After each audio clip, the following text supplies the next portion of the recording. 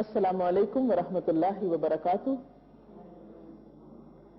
نحمده ونصلي على رسوله الكريم اما بعد فاعوذ بالله من الشيطان الرجيم بسم الله الرحمن الرحيم رب اشرح لي صدري ويسر لي امري واحلل عقدة من لساني يفقهوا قولي۔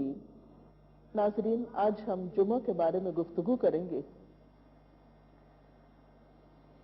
جمعہ کا دن ایک بہت ہی بابرکت دن ہے۔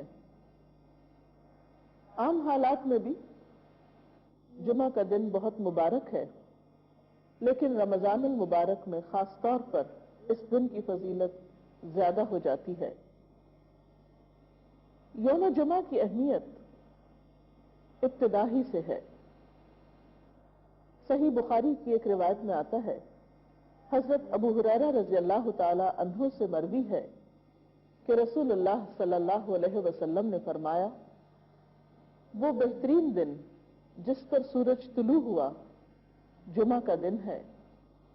اسی دن حضرت آدم علیہ السلام تخلیق کیے گئے، اسی دن جنت میں داخل کیے گئے اور اسی دن وہاں سے نکالے گئے، اور قیامت واقع نہیں ہوگی مگر جمعہ کے دن۔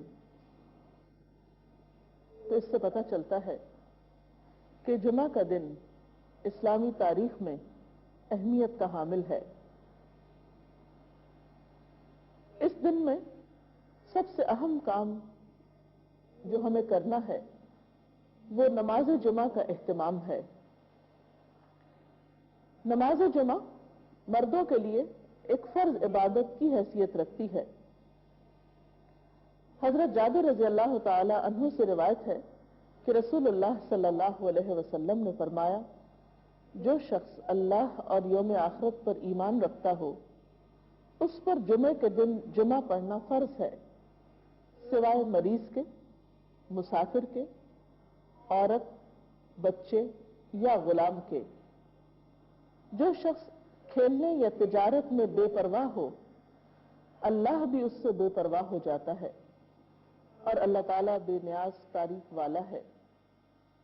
تو اس سے پتہ چلتا ہے کہ جمعہ اپنی نماز جمعہ کے اعتبار سے بہت اہمیت کا حامل ہے، اور سوائے شرعی عذر کے جمعہ کو چھوڑ دینا انسان کے لیے محرومی کا سبب ہے، ایک بہت بڑی خیر سے۔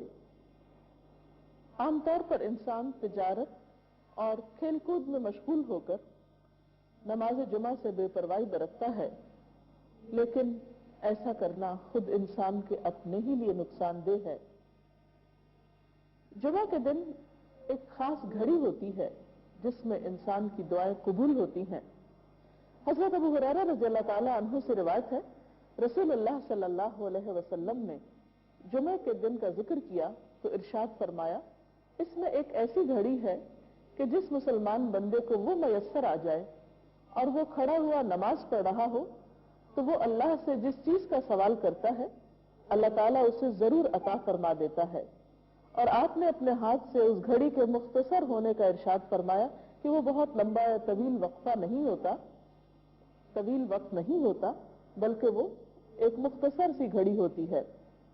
مسلم کی ایک حدیث کے مطابق وہ گھڑی امام کے منبر پر بیٹھنے سے نماز جمعہ کے ختم ہونے تک ہے، اور ترمذی کی حدیث کے مطابق یہ گھڑی عصر سے لے کر سورج غروب ہونے تک تلاش کی جائے۔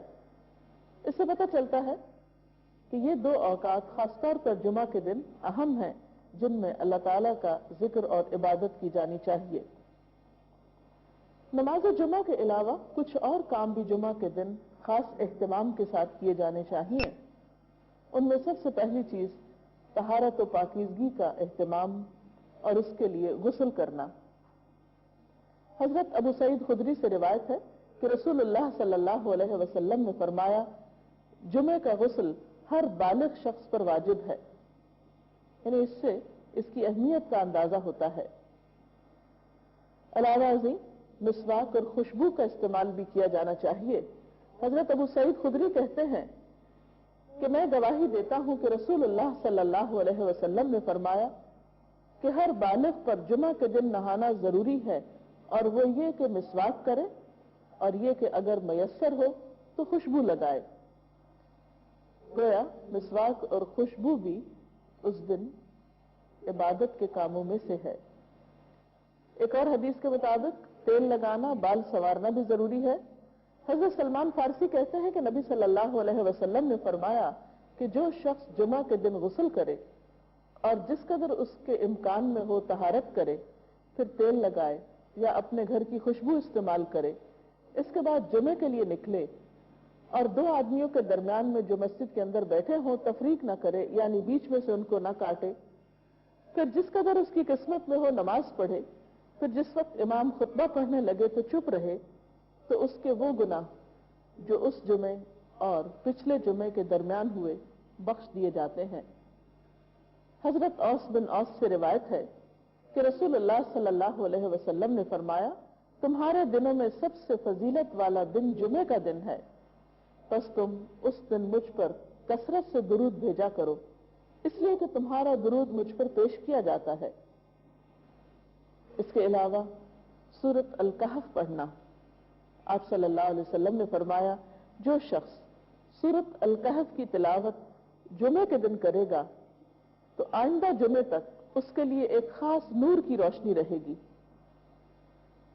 سورۃ الکہف 15ویں پارے میں ہے، اجر و ثواب کے اعتبار سے بہت بہترین سورت ہے۔ اس کی ابتدائی 10 آیات کے پڑھنے والے کے لیے فتنہ دجال سے محفوظ رہنے کی خوشخبری بھی ہے۔ ان آیات کو یاد بھی کر لینا